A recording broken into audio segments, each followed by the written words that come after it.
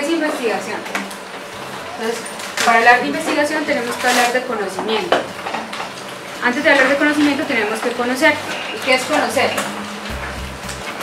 Para ustedes, ¿quién quiere colaborar? ¿Qué es conocer?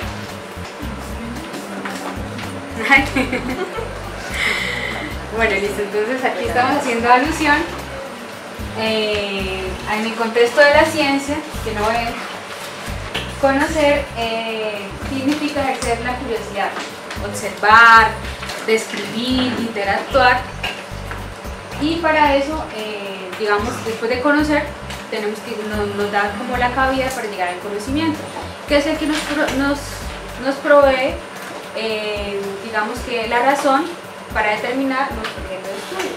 Entonces, para poder empezar un tema de investigación, lo primero que tenemos que hacer es saber qué quiero investigar. Eso es lo más importante, qué quiero investigar, qué quiero hacer. Puedo identificar cuál es el campo dentro de mi disciplina que a mí me gusta y qué específicamente, no solo el campo, dentro de todas las aristas que tiene ese campo determinado, empezar a acotar o delimitar y qué es lo que realmente a mí me llama la atención. Hay dos tipos de conocimiento, tenemos el conocimiento empírico y tenemos el conocimiento científico. El conocimiento empírico es el que hace alusión al que, digamos, el conocimiento que se da a través de las experiencias vividas y sentidas del investigador, el conocimiento que se da a través de la experiencia, y el conocimiento científico que hace que se basa en el método científico y tiene una etapa descriptiva, de conocimiento, de descripción y de exploración. Dentro de ese conocimiento, entonces, digamos a las ciencias. Hay dos tipos de ciencia, las ciencias formales y las ciencias fácticas.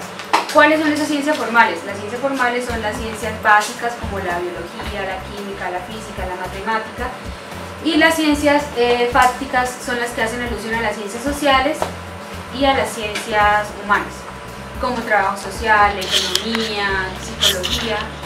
¿Cuáles son los objetivos de investigación? Objetivo general y objetivos específicos. El objetivo general es ese que contiene toda la, digamos, es el eje rector de la investigación. Me va a decir qué es lo que yo voy a hacer y qué es lo que quiero alcanzar. Por eso es súper importante no confundirnos cuando estamos planteando objetivos, los verbos de los objetivos con verbos de actividades.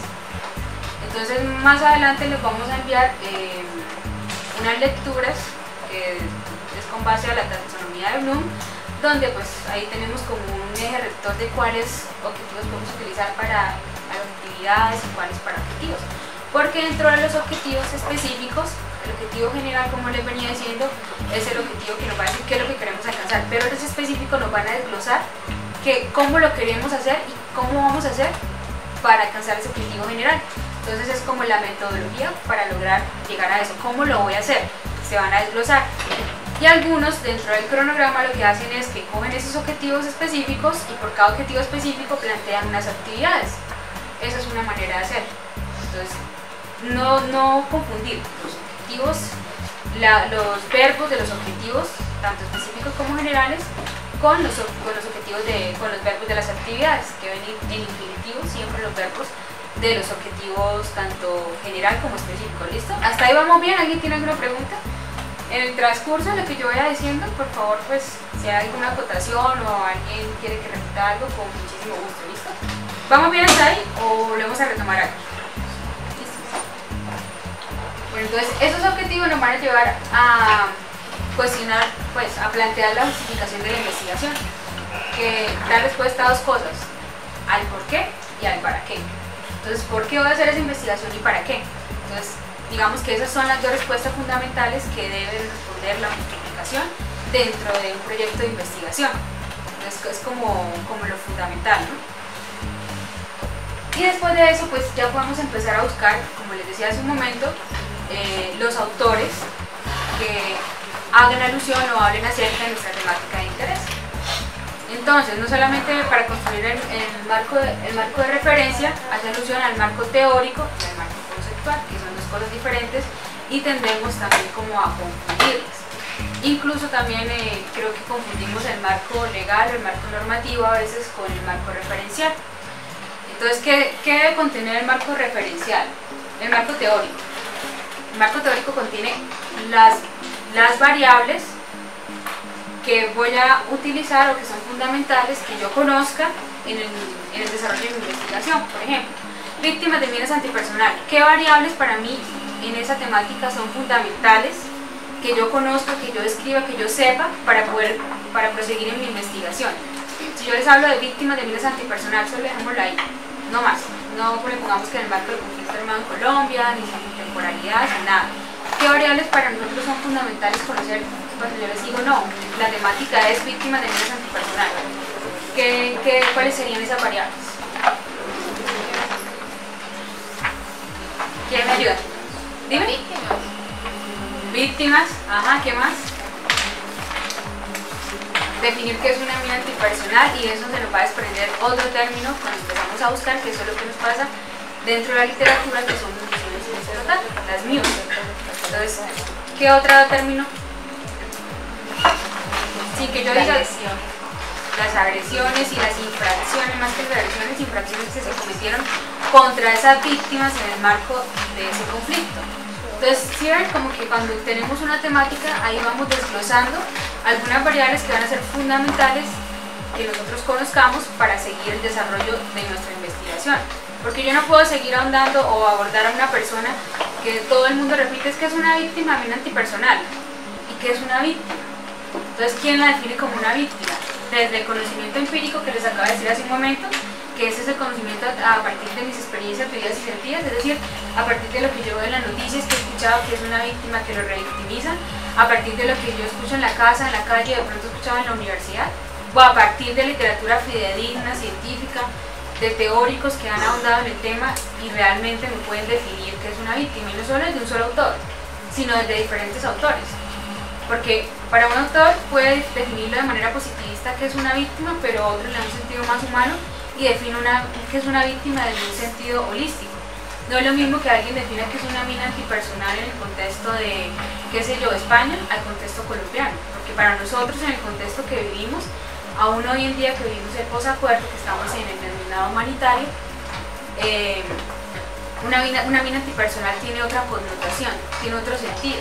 Y cuando pensamos en mina antipersonal, como que se nos viene otro imaginario diferente al contexto de ellos. Entonces, por eso es fundamental tener no solamente la definición de esa variable de un autor, sino desde múltiples visiones. ¿Y por qué no integrar esa definición con todas esas perspectivas que nos dan los autores? Bueno, estaba hablando del marco referencial, ¿no? El marco teórico, el marco conceptual. ¿Qué es importante abordar ahí? Las teorías que hablan acerca del tema objeto de investigación.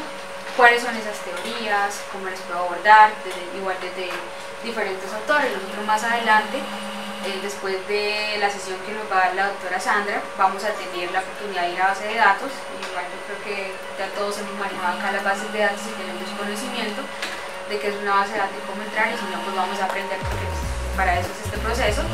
Y vamos a empezar a buscar cosas pequeñas sobre temáticas específicas, que era lo que yo les hablaba ya al final, la última vez que nos vimos, y es que cada uno por la línea que tiene, por la temática específica que eligió. Por ejemplo, la mía es prácticas para la gestión administrativa, entonces como que vamos a tener un pequeño proyecto, y una de esas digamos, entregables va a ser buscar en la base de datos sobre la temática que nos correspondió. Entonces eso es lo que hacemos, para eso son las bases de datos, para encontrar literatura no gris, sino literatura científica que nos dé cuenta de la temática que estamos trabajando, pero con un abordaje que sea serio. Porque ya no podemos estar citando, por ejemplo, El Rincón del Vago, Wikipedia, eso ya no es serio para nosotros. Ajá. La hipótesis del trabajo. Entonces, no todas las investigaciones requieren de hipótesis. ¿La hipótesis para qué me sirve? Para falsear o para afirmar lo que estoy haciendo. Entonces, no todos dependiendo del corte, del tipo investigativo de la investigación, cuando hay redundancia de nuestro trabajo, utilizamos o no utilizamos hipótesis. Los aspectos metodológicos. Entonces, ¿qué es importante tener en cuenta para la metodología? Existen enfoques investigativos cualitativos y cuantitativos.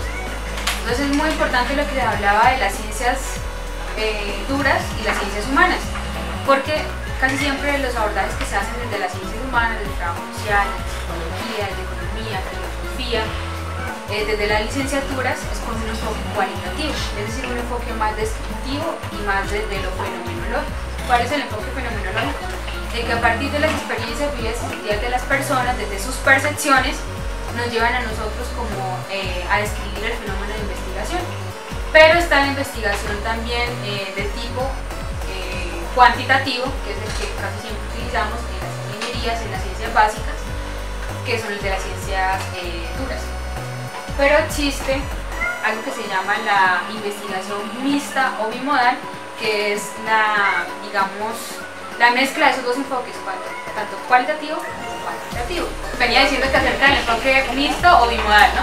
Entonces no hay muchos autores que ahonden en la definición de este tipo de investigación, pero hay una investigación cualitativa que se llama Sampieri, y él es quien más ahonda como en esta definición, pero no lo toma como un tipo de investigación, sino como un enfoque metodológico.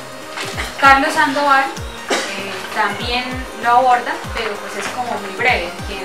Dentro de la literatura que yo he leído, quien más ahonda en este enfoque es Sampieri.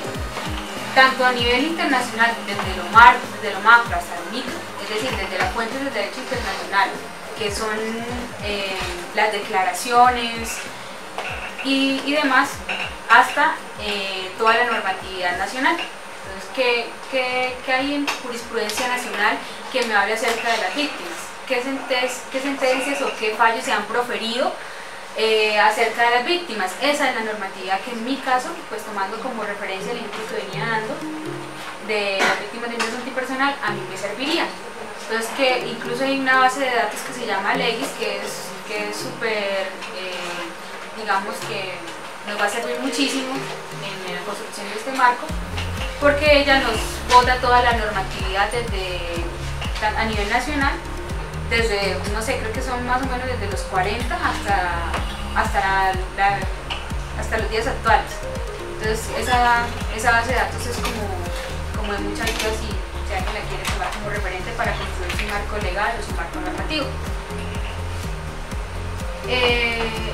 La bibliografía, pues lo que hablábamos al final con el ingeniero Luis Eduardo, la última vez que nos vimos, que estábamos hablando sobre el plagio, y es súper importante referenciar todo lo que nosotros vemos, todas las ideas que saquemos de otros autores, ya sea que las estemos parafraseando, es decir, que lo leamos, tomamos una idea, pero la idea es de ellos y con base en su idea yo estoy construyendo mi idea, entonces debo parafrasear eso, debo referenciar eso, porque lo estoy parafraseando. Si la tomo textual, también debo hacerlo. Las normas que estamos utilizando son las APOS, que pues son como las estándar, entonces pues ya está la versión 2016, entonces esa sería como la que nosotros tomaríamos de referente, que son como las normas estándar, ¿no? Nosotros vamos a ver un curso de propiedad intelectual con la OMPI, lo vamos a hacer en noviembre, porque pues teníamos planeado que empezábamos entre febrero y marzo, pero se nos corrieron las fechas y ya pasaron los de febrero, entonces nosotros lo vamos a hacer en noviembre, y pues ahí vamos a ir adquiriendo más elementos, así como también un curso de consideraciones éticas donde también nos van a dar el certificado, porque pues es importante en el marco de las investigaciones con personas, con animales, sea de manera directa o indirecta, tener en cuenta ciertas consideraciones que desde los marcos legales es ahora fundamental, como los consentimientos informados, que son importantísimos tenerlos en cuenta para cuando estamos trabajando con personas y vamos a hacer entrevistas estructuradas o semiestructuradas que hacen parte ya como de los instrumentos de investigación que vamos a utilizar, ¿no? El cronograma. ¿Por qué es importante elaborar el cronograma? Porque lo que les decía hace un momento, el cronograma nos va a servir como referente para tener los tiempos en los cuales vamos a ejecutar la investigación. Cuando estamos haciendo, fíjense que todo lo que estoy diciendo tiene un hilo conductor, desde los objetivos hasta ya vamos casi en el cronograma y vienen a reducir como los objetivos otra vez, entonces todo tiene un hilo conductor. Entonces en el cronograma hay varias formas de hacer el cronograma. Una, podemos coger los objetivos específicos, desglosar los objetivos específicos por actividades. Entonces, ¿qué hacemos? Esto no lo hicimos por cada actividad ni por cada objetivo, específico, no lo cogimos y la desglosamos, sino por cada fase metodológica. Es decir, por cada, digamos, actividad o momento importante en la investigación, entonces yo la puse acá y puse un tiempo. Lo puse por meses y dentro de los meses la discriminé por semanas. Este lo hicimos también, esta es otra forma de hacer programas, que es el de ustedes, es para actividades generales, y por cada actividad pues pusimos un tiempo y pusimos el propósito de esa actividad y la forma en que se iba a evaluar la actividad. Y este que es el que le estoy diciendo si es por objetivo específico, entonces yo cogí un objetivo específico y por cada objetivo específico planeé una actividad. Es que yo no veo muy bien, por ejemplo. Ahí dice analizar producción bibliográfica de RBC relacionada con procesos de reparación de víctimas de conflicto armado a partir de la herramienta de minería de datos. Eso es un objetivo general. Entonces, ¿cuál sería una actividad para llevar a cabo ese objetivo general? Identificar las bases de datos de alto impacto que sirvan como insumo para la búsqueda de sentido de literatura referente a la estudio. Crear la ecuación de búsqueda sería otra actividad a partir de la inserción de palabras clave. Selección de estudios relacionados con la investigación mediante la revisión de abstracts y palabras clave. Entonces, ¿por qué ese objetivo general que yo cogí? Lo fui discriminando en actividades. Y así, si tengo 3 objetivos generales, pues por cada objetivo general iré poniendo una actividad. Bueno, aquí si no le vamos a empezar, pues vamos a tomar un tiempo.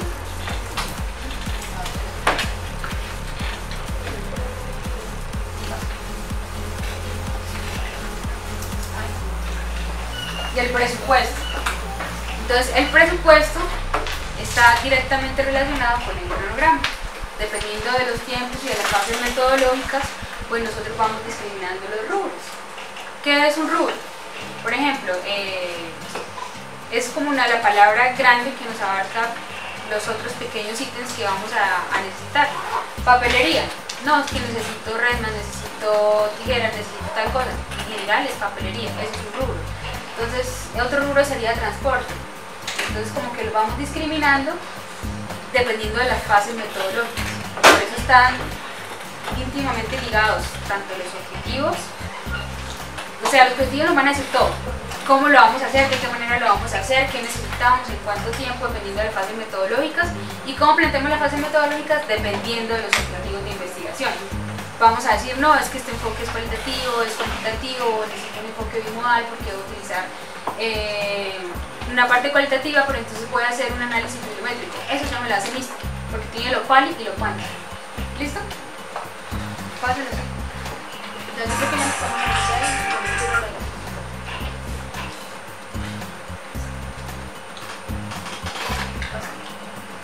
Entonces ya vimos el proceso de investigación. Así es como debemos plantear el proceso de investigación. Ese es el planteamiento del proceso de investigación. Ahora vamos a ver cómo vamos a desarrollar ese proceso de investigación. Entonces, sería lo que uno propone, que sería lo que llamamos anteproyecto. El anteproyecto de investigación, básicamente es eso. Es la propuesta.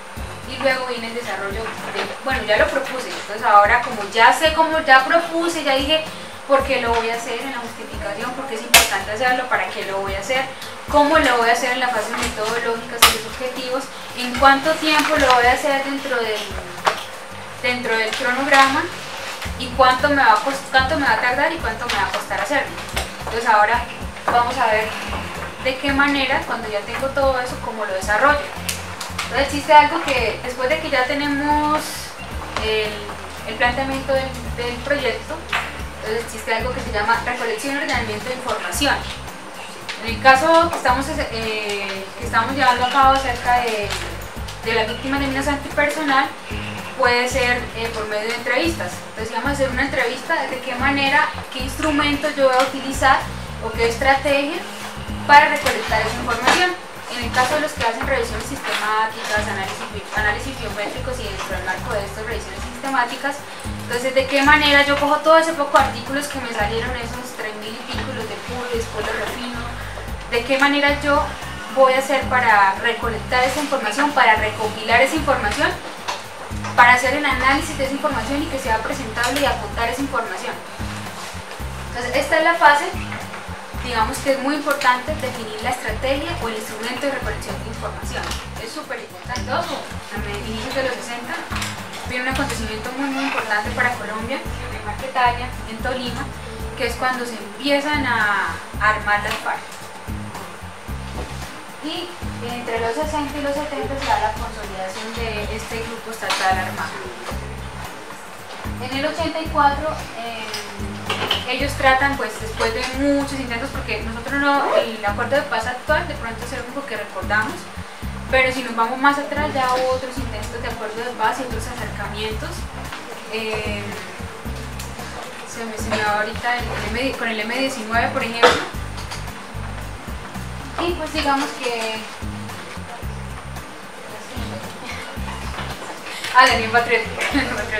Entonces ellos tratan de armar un partido político para llegar al poder, no por medio de las armas, sino por medios políticos, y se da lo que se conoce como, se puede denominar en el marco del derecho internacional humanitario, como un genocidio. ¿Por qué? Porque fue sistematizado, fue contra un grupo que tenía una idea en común, fue sistematizado contra un grupo grande de personas y fue por un periodo extenso de tiempo, por eso se caracteriza el genocidio. Entonces digamos que se da el genocidio contra la Unión Patriótica y pues prácticamente el exterminio de la misma hasta la actualidad, que pues hay algunas personas que siguen aún con esta filosofía de la Unión Patriótica, y creo que vemos actualmente en las noticias, en el periódico, que aún los están matando. Después de todos estos acontecimientos pues no muy gratos, en el marco del conflicto armado interno en Colombia, donde no solamente el actor principal o el actor armado estatal principal fueron las FARC, sino también otros como los paramilitares, como el ELN. ¿Pero por qué las FARC? Porque solamente estamos hablando de las FARC, porque vamos a andar ahorita en el proceso de paz que se está dando con ellos, y que pues ahorita dio paso a darse con el ELN. Y pues como ustedes ya saben, ya se había dado anteriormente un proceso de desmovilización con los paramilitares. Entonces, dentro de los puntos, después de todo esto, se da en el marco de este conflicto un proceso de acercamiento con las FARC, se da el proceso de paz, dentro del cual tenía 6 puntos fundamentales, los cuales es política de desarrollo agrario integral, que hace alusión a volver a inyectar capital al campo, hacer que las personas que fueron desplazadas en el marco de este conflicto y vivieron este hecho victimizante, como lo habla el Centro de Memoria Histórica, vuelva a las zonas que tuvieron que abandonar, pero esta vez con mayores oportunidades.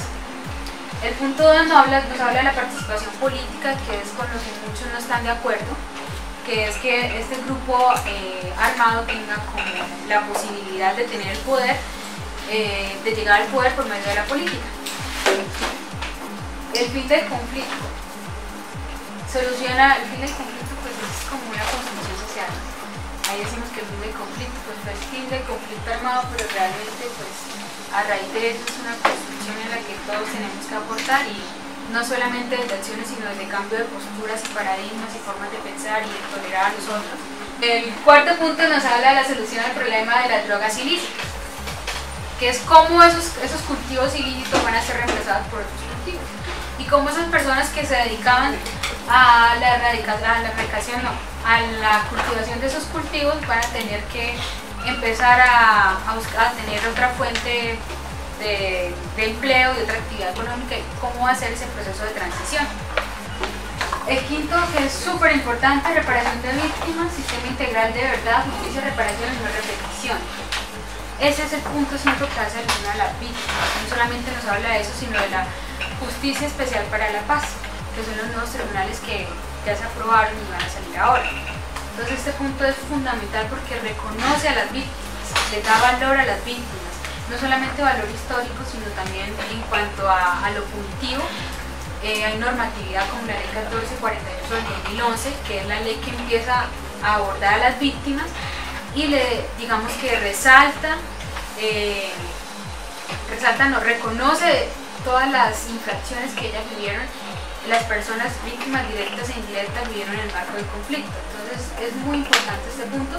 Los invito a leérselo, es un poco extenso, pero pues realmente tiene cosas para resaltar, así como otras que nada que ver, pero pues bueno, esto ya es dependiendo de la postura de cada uno. Y el sexto, implementación, verificación y refrendación, que es el proceso que estamos viviendo actualmente. La refrendación pues hace alusión al pasado plebiscito del 2 de octubre. La implementación se supone que pues estamos como en ese proceso de la dejación de las armas, implementación de los acuerdos, y la verificación la está haciendo Naciones Unidas, que es a partir de los campamentos que se formaron. Ellos están haciendo la verificación que efectivamente hayan dejado las armas y están como en ese proceso de entregar las armas, que creo que en 25 días más o menos tienen que ya haber entregado todas las armas, que eso va a ser noticia. Entonces, a raíz de esos acuerdos surgen proyectos dirigidos a las víctimas del conflicto armado. No solo eso, sino que también herramientas desde lo penal y lo jurídico para proteger los derechos de las víctimas del conflicto armado, como lo que les decía, Ley 1448 y la Justicia Especial para la Paz. Entonces, dentro de ese punto 5 de las víctimas hablan de la verdad, justicia, reparación y no repetición. La verdad se está trabajando actualmente con los tribunales especiales para la paz, que son en los cuales se van a acoger no solamente los perpetradores directos que fueron la guerrilla, sino también los militares se van a acoger a esa justicia especial para la paz. Y en el marco pues, de esta justicia, digamos que van a haber muchas refrendaciones, no digamos impunidad, pero sí refrendaciones para los dos bandos. Eso en cuanto a la justicia, la justicia, la verdad, digan la verdad. Entonces, por ellos declarar, por ejemplo, en dónde tienen sepultados algunos cuerpos, en dónde están algunos desaparecidos, o por solo el hecho de reconocer, hey, yo lo hice, entonces como que ya se pueden acoger a esa justicia y van a tener, como su nombre lo dice, una justicia especial, que no va a ser una justicia que va a lo punitivo, a lo condenatorio, sino es una justicia que va más como, digamos, a resarcir todos esos hechos que se cometieron. Instituciones de cooperación internacional y estatales. Entonces, las instituciones de cooperación internacional son esos organismos supranacionales como Cruz Roja, como Naciones Unidas, que están actualmente haciéndole seguimiento al proceso, y no solo eso, sino financiando algunos proyectos de manera directa a las víctimas y de manera indirecta con otros actores que los proponen y ellos lo financian. Los estatales, la unidad de víctimas, que ha sido fundamental tanto en la identificación como en un aspecto que hemos olvidado en el marco de la guerra o en el marco del conflicto que vivimos, que es la reparación psicosocial de las víctimas. No se les está dando la relevancia que tiene a la reparación psicosocial, solo se están yendo desde lo penal, como a resarcir algunas cosas desde lo penal con la ley 1448, pero no se está teniendo en cuenta esa parte humana de las víctimas, esa afectación tanto psicológica como emocional que tuvieron. Entonces creo que para los sociales que están hoy aquí es súper importante empezar como a rescatar también esa parte, ese aspecto psicosocial y esas afectaciones que han tenido las víctimas. Porque no solamente hablamos en el marco de esta guerra que vivimos de víctimas de violencia antipersonal, hablamos de violaciones, de hechos victimizantes como violaciones tanto para hombres como para mujeres, y de nosotros todos esos hechos victimizantes que nos habla el Centro de Memoria Histórica, como desplazamiento forzado, como asesinatos sistemáticos. Entonces como que no solamente fueron víctimas directas sino también indirectas de la familia. Entonces la ley 1448 nos dice que es una víctima directa y cuáles víctimas son las que van a tener esa reparación económica y cuáles van a tener la reparación simbólica, porque para todos no alcanza para dar reparación económica, no hay dinero para tanto. Entonces en el marco de ese acuerdo del SUE del año pasado, el año pasado también nos presentamos a la convocatoria 745 de Coverciencias con este proyecto titulado Modelo de Innovación Social orientado a víctimas de minas antipersonal con la Fundación del Miembro Inferior, integrando la estrategia de rehabilitación basada en comunidad y el modelo de servicio fundamentado en tecnologías virtuales para el desarrollo de software. Esto en la línea temática de construcción de paz. Yo trabajé en el componente social de este proyecto y mi proyecto de maestría está guiado a realizar las estrategias para después hacer la aplicación a las víctimas de violencia antipersonal. Entonces, ¿por qué es importante? ¿Por qué les muestro este proyecto? porque dentro del marco de estos 10 puntos fundamentales que se pactaron el año pasado, no solo la universidad sino también Innotec está contribuyendo, está haciendo una pequeña contribución a este proceso de construcción de paz.